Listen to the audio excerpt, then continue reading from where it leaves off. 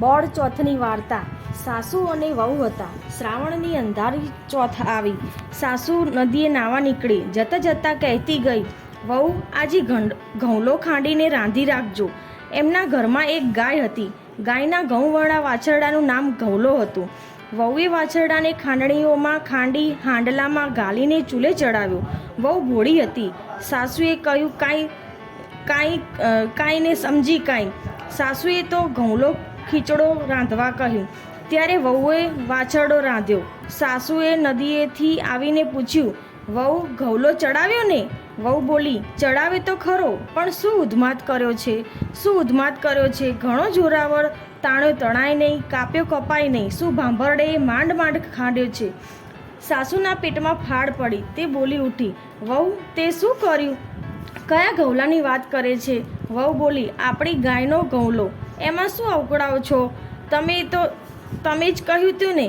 સાસુ તો સાંભળતા જ આભી બની ગઈ। તે બોલી, અરે રે વહુ, આ શું કર્યું? સાસુની આંખમાંથી દળદળ આંસુ વહેવા લાગ્યા। આજે બોળ ચોથ હતી। બધા વાછરડાની પૂજા કરવા આવવાના હતા। એમને મોઢું શી રીતે બતાવવું? સાસુએ ઘઉંલાને હાંડલામાં ગાલ્યો। હાંડલું ટોપલામાં મૂકી વહુને માથે ચડાવ્યું અને ચાલી નીકળ્યા। તેઓ છાનામાના ગામની બહાર ગયા અને હાંડલું ઉકરડામાં દાટી દીધું। ઘેર આવી કમાડ ભીડ્યું, આગળો વાસ્યો। સાસુ વહુ ગુપચુપ ઘરમાં બેસી રહ્યા। ગાય સીમમાં ચરવા ગયેલી, ત્યાં તેને જાણ થઈ। ગાય તો ભાંભરતી એક ચોટે ગામ ભણી દોડી। દોડતા ગાયે ઉકરડામાં શીંગડું માર્યું।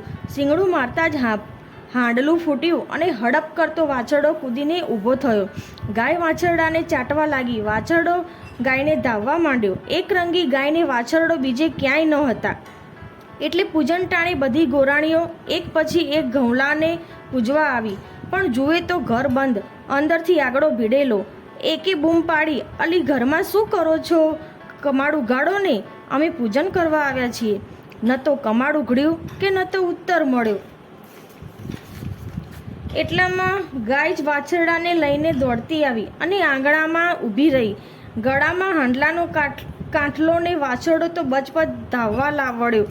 બીજી ગોરાણી બોલી, અલી વાછરડો ધાવી જાય છે, કમાડ ઉઘાડો ને। ત્રીજી ગોરાણી બોલી, આજે પૂજનના દાડે વાછરડાના ગળામાં હાર હોય કે કાંઠલો? ઘરમાં સાસુ વિચાર કરવા લાગ્યા કે બધા આપણને કેવા મેણા દે છે।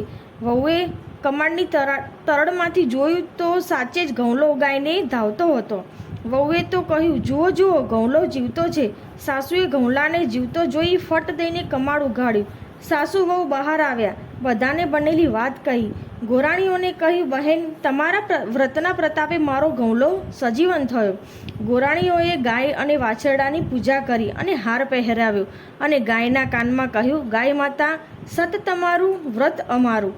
તે દિવસથી એમણે નેમ લીધું, વર્ષો વરસ બોળ ચોથનું વ્રત કરવું, તે દાડે ખાંડવું નહીં, દળવું